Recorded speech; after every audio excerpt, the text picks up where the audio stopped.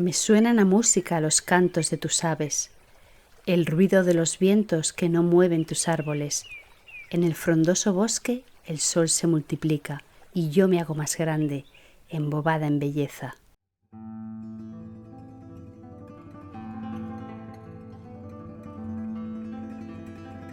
A lo largo de nuestra historia, distintas culturas han utilizado la geometría con fines decorativos, empleando la práctica de la teselación de superficies para formar distintos mosaicos. Teselar no es más que rellenar una superficie mediante un patrón geométrico que se repite. Los árabes fueron pioneros en ello y aportaron notorios resultados en este campo.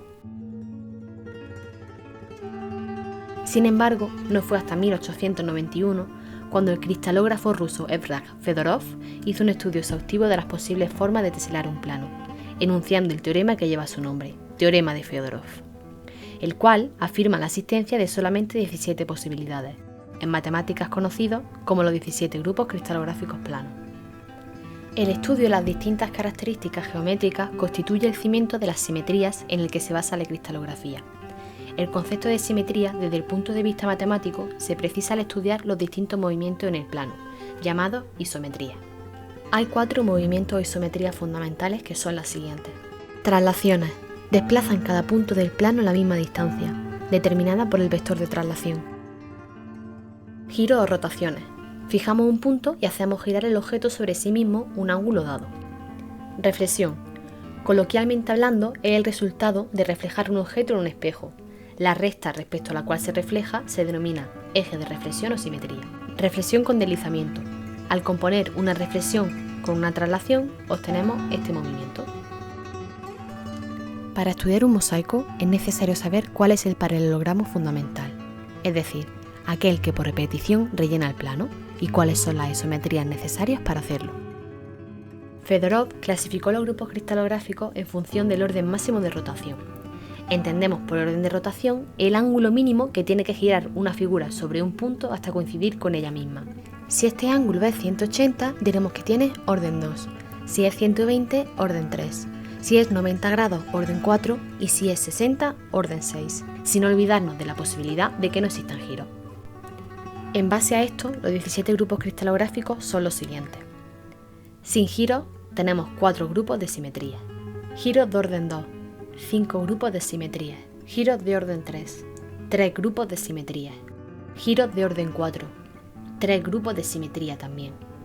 Y por último, giros de orden 6, en el que tenemos 2 grupos de simetría. La notación vemos que se compone a lo sumo por 4 símbolos de orden fijo. El primer símbolo hace referencia al paralelogramo fundamental. El segundo depende del orden máximo de rotación, apareciendo un 1 si no hay, 2 si el giro es de orden 2 y así sucesivamente. El tercer distintivo dependerá si el mosaico tiene simetría. Encontraremos una M cuando sea una reflexión, una G cuando la reflexión sea con deslizamiento o un 1 cuando no sea ninguna de las anteriores. El último signo hace referencia a lo mismo que el anterior, dependiendo ahora de la presencia o no de un segundo eje. Os recomiendo seguir este algoritmo para identificar cada uno de los 17 grupos correctamente. Una vez hecha esta introducción teórica, vamos de visita a la Alhambra. La Alhambra de Granada, construida en el siglo XIII, fue declarada Patrimonio de la Humanidad en 1984. Levantada sobre la colina de la Sabica, esta maravilla del mundo está considerada como una de las obras más emblemáticas del arte musulmán en el sur de Europa. En ella se presentan de manera excepcional los espacios, la luz y la geometría. El arte morisco, desarrollado por los árabes en la península ibérica, presenta un gran desarrollo del concepto de simetría debido a su carácter abstracto. Algunas interpretaciones dentro del Islam restringen la representación de humanos o animales. Estas limitaciones impuestas en el Corán no abatieron su creatividad, sino que impulsaron su imaginación, creando majestuosos y originales patrones geométricos. Es por ello que la Alhambra de Granada es de gran atractivo para los matemáticos y matemáticas. Actualmente es el único monumento anterior al siglo XIX en el que aparecen al menos un ejemplo de cada grupo cristalográfico plano enunciado en el teorema de Fedorov. Es sobrecogedor pensar que siglos antes, en concreto 6, Los arquitectos nazaríes incluyeron en las paredes de este monumento ejemplos de cada uno de los grupos cristalográficos existentes a día de hoy. Por supuesto, sin ni siquiera conocer un teorema en el cual se demostrase la existencia de este limitado número de posibilidades. Dicho esto, comenzamos nuestra visita. Lo hacemos a través del pabellón de acceso, dejando a nuestra espalda el murmullo del agua de la acequia real. Caminamos por el empedrado, pasando la medina situada a mano derecha y la puerta de los 7 suelos a la izquierda. Y atravesando el área arqueológica del Palacio de Abencerrajes, nos seguimos adentrando en el enclave nazarí. Proseguimos bajando la calle Real hasta llegar al Palacio de Carlos V.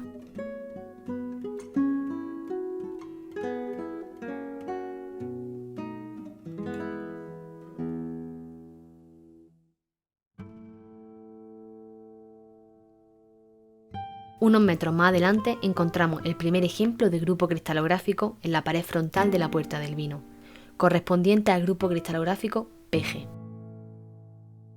Mediante simetrías con deslizamiento de la región mínima coloreada en verde y traslaciones de la misma, obtendríamos el mosaico.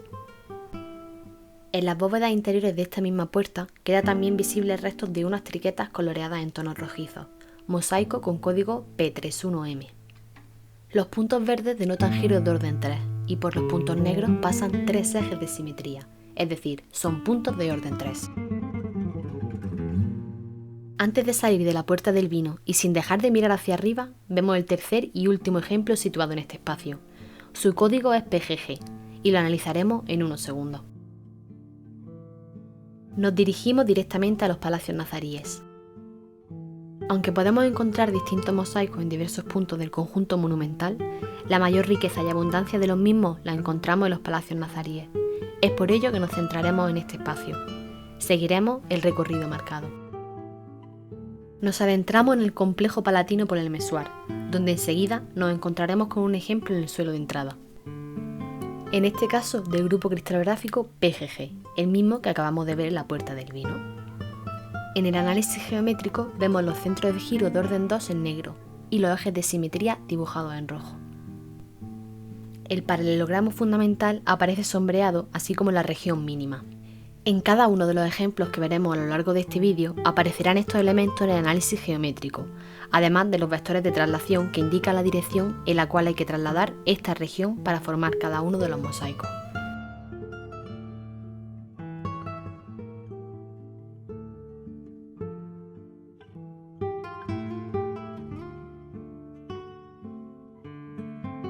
Entramos en el Messuar y seguimos caminando. Las ventanas del oratorio del Messuar corresponden con el grupo P6M. Todas son reconstrucciones actuales.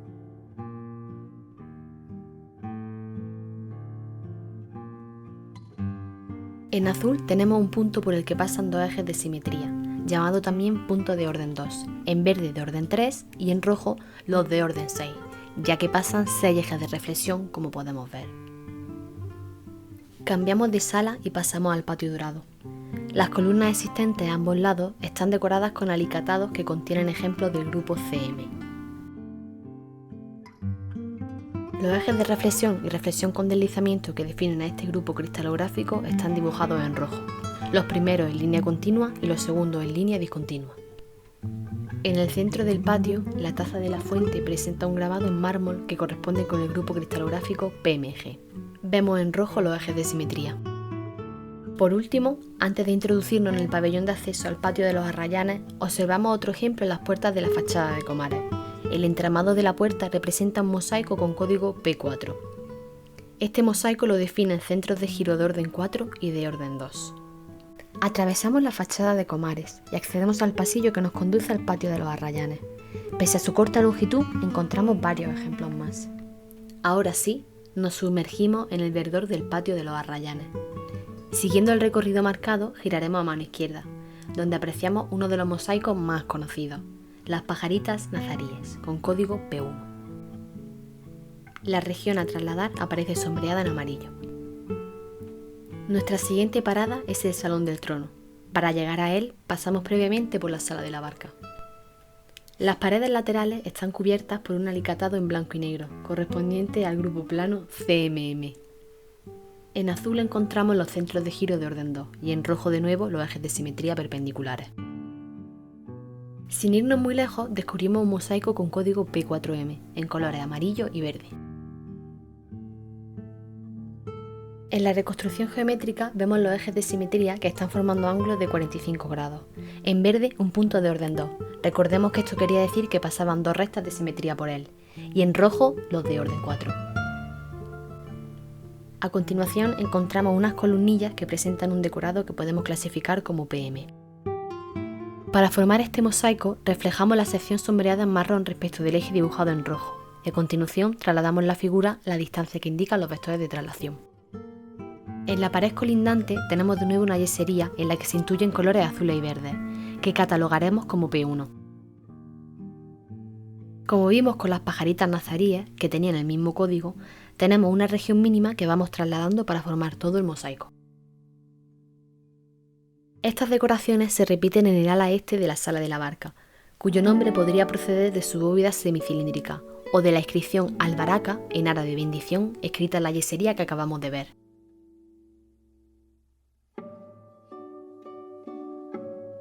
Si miramos hacia arriba, vemos unas pequeñas columnillas que tienen el mismo mosaico que tenía la fuente del patio dorado.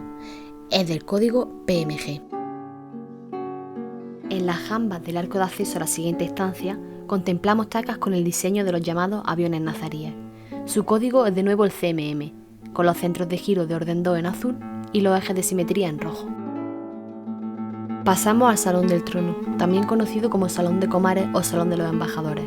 Esta sala es referida a menudo como la joya de la Alhambra. En ella encontramos 9 alcobas que repiten patrones ornamentales 2 a 2.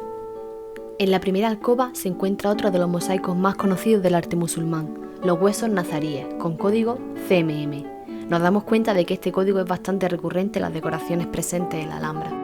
La segunda alcoba está decorada con el mismo diseño que mencionamos en la sala de la barca, esta vez solo en color amarillo.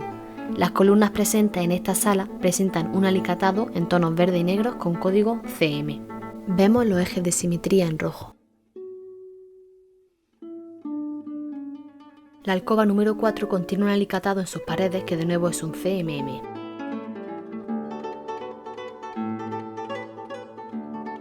Como hemos comentado antes, comprobamos que las demás alcobas repiten los diseños de sus opuestas. En las paredes de las alcobas 3, 5 y 7 que no hemos mencionado, encontramos llamativas rosáceas encintados que dejaremos para otro día.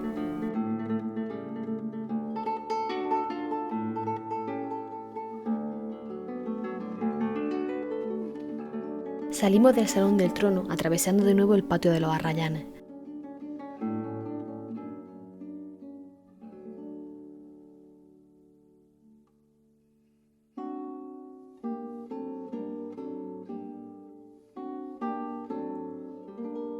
Accedemos ahora al extraordinario patio de los Leones.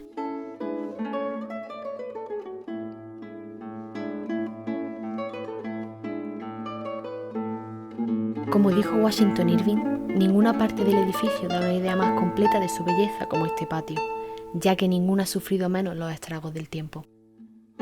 Esta primera muestra que hallamos es un mosaico de llaves con código P4. En verde vemos el centro de rotación de orden 4.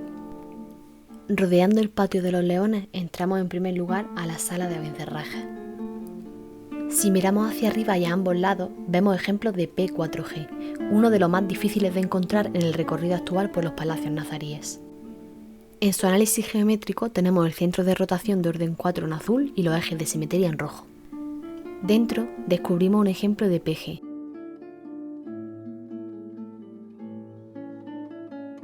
En rojo aparecen señalados los ejes de simetría con deslizamiento. Antes de salir de esta magnífica sala, nos paramos en el arco de salida y miramos de nuevo hacia arriba. En este caso tenemos que agudizar un poco la vista para poder ver los pequeños triángulos que hay dentro de estos racimos. Se trata en este caso de un ejemplo de P3M1. Las rectas rojas corresponden con los ejes de simetría. Siguiendo con nuestra visita, pasamos ahora a la sala de los Reyes. En ella encontramos una gran diversidad de patrones. A la derecha encontramos el primero. Este mosaico en yesería lo identificamos como un P4. Este grupo cristalográfico solo contiene giros de orden 4 y 2, como ya vimos. Justo al lado tenemos de nuevo un CM, mismo diseño aunque más simple que encontrábamos en la sala del trono. En las columnas a lo largo de esta sala apreciamos dos tipos de coloridos alicatados. Este primero lo catalogamos como P4M. Podemos ver los ejes de simetría en color rojo mostrando puntos de orden 4 en azul y orden 2 en verde. Continuando por la sala de los reyes hallamos otra yesería distinta a las anteriores, sin embargo se trata de nuevo de un P4. El otro alicatado presente en las columnas que mencionábamos es también un P4M. De igual manera vemos los ejes de simetría en rojo mostrando los correspondientes puntos. Acto seguido contemplamos otro alicatado con llamativos colores. Este mosaico es el primer ejemplo de PMM que mencionamos. Queda definido por dos ejes de simetría perpendiculares. Antes de salir de la sala de los reyes, analizaremos esta última yesería. En este caso tenemos una muestra del grupo cristalográfico P6. Vemos los centros de giro de orden 2 en color azul, los de orden 3 en rojo y los de orden 6 en verde. Ahora sí, salimos de esta sala y seguimos disfrutando del patio de los leones. Nuestra siguiente parada es la sala de dos hermanas. Aquí de nuevo encontramos los pequeños triangulitos que mencionamos anteriormente. A través de esta sala accedemos al mirador de Lindaraja. Quizá su innegable belleza pueda hacer que pase desapercibido el ejemplo que alberga. Se trata de un ejemplo con código CM. Las rectas de simetría pasarían por mitad de los relieves en forma de corazón invertido. Continuamos nuestra visita por las llamadas habitaciones del emperador y viajamos unos siglos hacia adelante en el tiempo. En el contexto de adecuación del palacio islámico a sus nuevos usos cristianos, se construyeron una serie de habitaciones que unían el Palacio de los Leones con el de Comares. Estas habitaciones están atribuidas a la época de Carlos V, aunque algunos investigadores han señalado unas posibles intervenciones en la época de los Reyes Católicos. Las nuevas salas se organizaron por medio de un corredor internamente comunicado y en torno a un patio irregular. En una de estas instancias fue donde Washington Irving escribió sus célebres cuentos de la Alhambra. Llegamos al patio de Lindaraja y abandonamos los palacios nazaríes.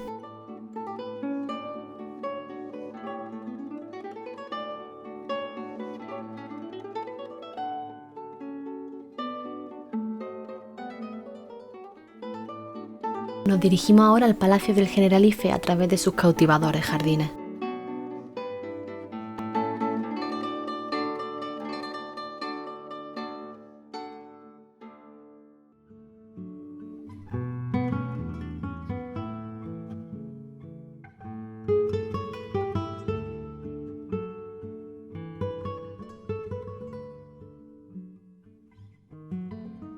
Al final del patio de la acequia descubrimos el último ejemplo de nuestra visita.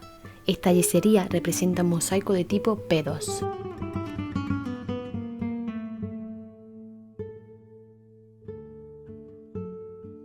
En azul aparecen dibujados los centros de giro de orden 2. Recopilando los ejemplos vistos hasta ahora nos damos cuenta de que nos falta uno de los 17 grupos cristalográficos enunciados por Fedorov. Se trata del grupo P3. Actualmente no lo podemos encontrar dentro del monumento. Sin embargo, sabemos que formó parte de él gracias a un resto de alicatado guardado en el museo.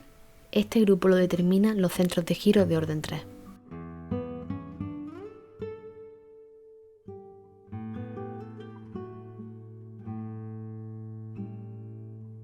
Y ahora sí, aquí termina nuestra visita matemática por la Alhambra.